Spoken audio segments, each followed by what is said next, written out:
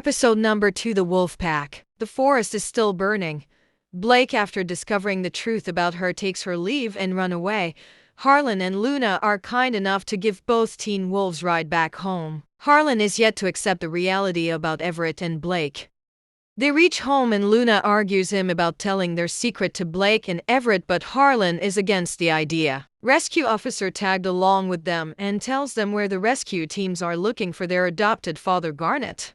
Everett reaches his home and the environment looks tense. His mother is upset with him being home late and slaps him across his face, but his father reassures him that everything will be all right. He goes to bed, but the major changes going on in his body are so intense that he is unable to have a proper sleep. Blake, on the other hand, inspects her acne and wound, which is gone forever, just like Everett's. Suddenly she had an outburst and her canines come out like a werewolf. She gets scared and goes to bed, but the telephone starts ringing. A stranger's on phone tells her that she is not safe here, and it will come for her as well. She also faces difficulty falling asleep. Her eyes start to glow. She sleeps all through the day, and so does Everett. They both share common dreams.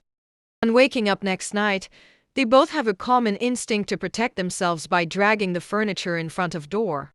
Garnet is still struggling to get out of the burning forest. He suspects a strange creature in the fire. Everett gets up from his long sleep and sees claw wounds on his palms. His mom comes in and informs him that investigation officer is here to see him. The officers suspect Everett of something relating to the fire. They ground him for the time being.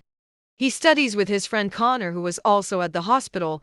Connor tells him that he was bitten by an animal. Blake tests out her speed but is surprisingly normal compared to last night. She's also approached by investigation officers. Garnet, on the other hand, was exhausted and gave up. Luckily, the rescue teams found him at the last moments. Something strange is happening to Luna. She's struggling to stand up. Her thoughts are a mess. Suddenly she hears snarling and low growls. Something is lurking behind the closed windows that's moving past the front door. Suddenly it bursts open and a white horse came in charging at Luna. She is terrified and her canines come out snarling at the horse, but she is surprised to see that this was nothing but her imagination. Connor, on the other hand, visits doctor for his fractured leg. Doctor tells him his leg is not getting better. He tries to give him a shot, but suddenly Connor grows fear of the syringe. His ears start ringing and the needle starts burning him. He shrieks loudly and falls to the floor, writhing in pain. Doctors are surprised to find out that despite giving him strong sedatives, Connor is still up and is not falling asleep. In the meantime, Connor receives a similar phone call where a stranger tells him that he is not safe in the hospital and should run away from here. So he does. Blake and Everett meet each other and Blake suggests they should talk to Luna and Harlan. Everett receives a phone call from Connor, who tells him that a creature is after him and he is hiding in the hospital.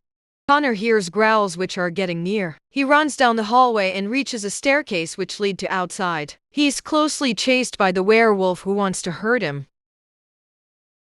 Meanwhile, Everett and Blake reach hospital and separate their ways to find Connor. He runs limp with his broken leg.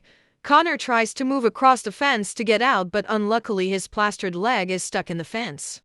He tries his best to take his leg out, but to no avail. He hits his leg with a stone to get rid of the plaster. He cries out in pain and his leg gets free. As soon as he starts to get up, he sees a werewolf standing in front of him and it lunges at him.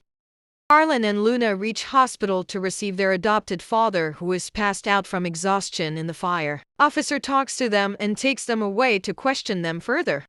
Everett reaches backside of hospital where Connor fell and was taken away by the werewolf. He found the plaster that Connor took up. Suddenly his face lights up and he is stunned to see officer approaching him. Surprisingly, they already have Blake with them.